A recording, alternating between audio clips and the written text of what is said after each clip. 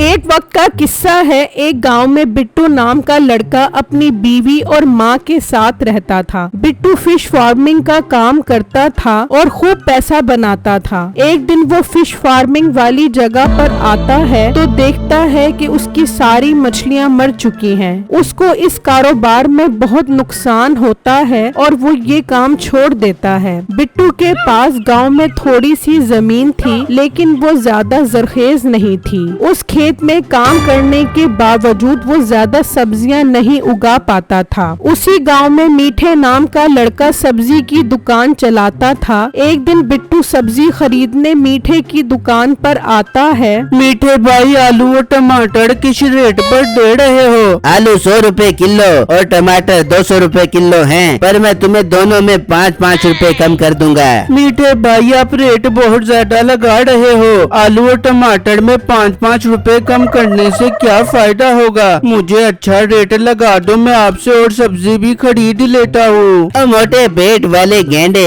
अगर तुझे इस रेट की समझ नहीं आ रही तो कहीं और से जाकर ले जा। मेरे सर पे खड़ा मत हो, बल्कि मेरा पुत्र तू एक काम कर, अपनी बंजर जमीन पर खेती बाड़ी कर। बिट्टू मीठे की बात सुनकर उदास होकर वहाँ से चला जाता है और सिर्फ चावल और प्याज खरीद कर घर आता है। बेगम, आज सिर्फ चावल और प्याज ही खरीद सका हूँ। कुछ पैसे बचे हैं, उनका कल मैं आटा खरीद लाऊंगा। बिट्टू जी, कोई बात नहीं, आप परेशान मत हो। हम आज चावल खाकर ही गुजारा कर लेंगे। मैं चावल उबाल लेती हूँ, तब तक आप थोड़ा आराम कर लें। ठीक है बेगम, बस अल्लाह करे मुझे कोई अच्छा सा काम मिल जाए ताकि मैं सब्जी और आटा भी ले आऊँ। फिर अगला दिन होता है तो बिट्टू खाली हाथ घर आ जाता है। बेगम, मैं बहुत परेशान हूँ, कोई भी काम नहीं मिल रहा, समझ नहीं आ रही अब हम कैसे गुजारा करेंगे। बिट्टू जी, आप ऐसा क्यों नहीं करते? आप अम्मी जी की अंगूठी बेचकर कोई काम कर लें, इस तरह हमारे पास कुछ पैसे भी आ जाएंगे। हाँ बेगम, आप ठीक कह रही हो, मैं भी यही सोच रहा था, इसे बेचकर कोई काम करूं। अगर मजबूरी न होती तो मैं ऐसा कभी भी ना करता।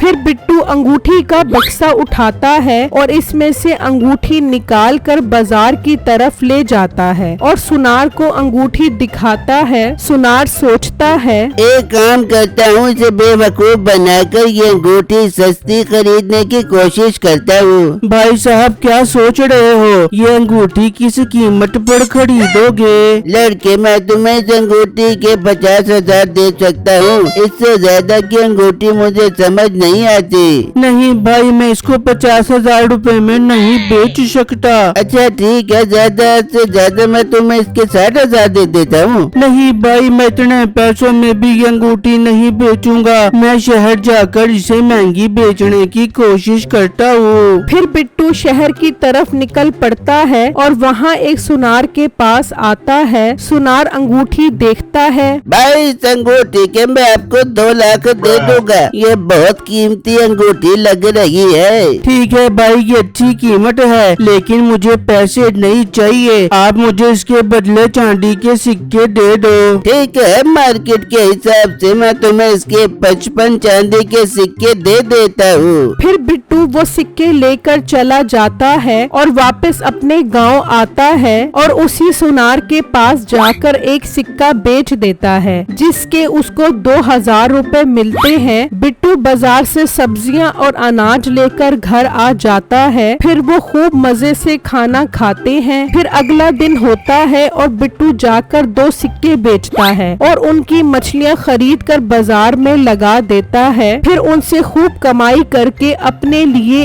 एक गाय खरीदता है जो दूध देती है। फिर कुछ दिन गुजर जाते हैं तो वो दोबारा सुनार की दुकान पर जाता है और एक सिक्का बेचकर चला जाता है। तो सुनार दिल ही दिल में सोचता है, लगता है बिट्टू के हाथ बहुत खजाना लग गया है, तभी तो हर दूसरे दिन ये चांदी के सिक्के बेचने आ जाता है। मुझे ये बात मीठे के घर जाकर बतानी होगी। सुनार मीठे के घर आता है और मीठे और नसीबो कैंची को सारी बातें बताता है। अच्छा, तो यानी इस मोटे के हाथ कोई खजाना लग गया है, तभी तो वो बाजार में कम ही नजर आता है। हमें उसका पता लगाना होगा।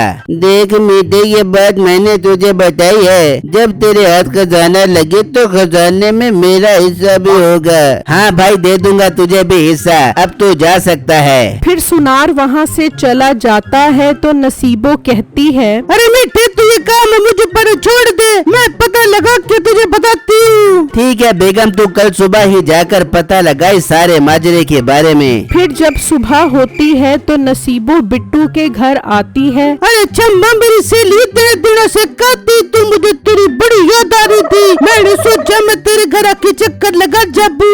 नसीबो, मैं बस अपनी गाय में मसरूफ होती हूँ, मुझे उसके चारे और पानी का ख्याल भी करना होता है। अच्छा नसीबो, मुझे खाना बनाना है, बिट्टू जी आने वाले होंगे। अच्छा बहन, तू खाना पका, मैं चलती हूँ, फिर चक्कर लगा दूंगी। नसीबो अपने घर आ जाती है। मीठा बेचैनी से इंतजार कर रहा होता है। हाँ बेगम, क्या खबर लाई है, कुछ पता चला? कुछ पता नहीं चला मीठे आज, पर मीठे तू फिक्र मत कर बेबी, मैं कल दोबारा जाऊंगी, दोबारा जाके पता करके आऊंगी। बेगम, क्या मुसीबत है, एक काम तुझे कहा था वो भी नहीं कर सकी, मैं खुद ही पता लगा लूंगा। जबकि दूसरी तरफ छम्मो बिट्टू को नसीबो के आने की सारी बात बताती है। मुझे यकीन है इसमें भी जरूर मीठे की कोई चाल होगी, इन्हें जरूर सिक्कों के बारे में पता चल गया होगा। बिट्टू, अब हम क्या करेंगे? बेगम, तुम फिक्र न करो, अगर इस बार मीठे ने कोई चालबाजी करने की कोशिश की तो हम भी पीछे नहीं हटेंगे। फिर अगले दिन मीठा बिट्टू के घर छुप जाता है और मौका देखकर चांदी के सारे सिक्के चुरा लेता है और सुनार को बेच देता है। जब बिट्टू घर आता है तो देखता है कि उसके चांदी के सारे सिक्के गायब होते हैं। ये जरूर इस मीठे का काम होगा, वो हमेशा मेरी जिंदगी में मुश्किलें पैदा करता है, मैं इसे नहीं छोड़ूंगा। फिर अगले दिन मीठा चुपके से बिट्टू के घर के पास जाता है कि बिट्टू क्या कर रहा है। बिट्टू मीठे को छुपा हुआ देख लेता है। अच्छा, तो मीठा अपनी हरकत से बाज नहीं आएगा, मुझे अब इसे सबक सिखाना पड़ेगा।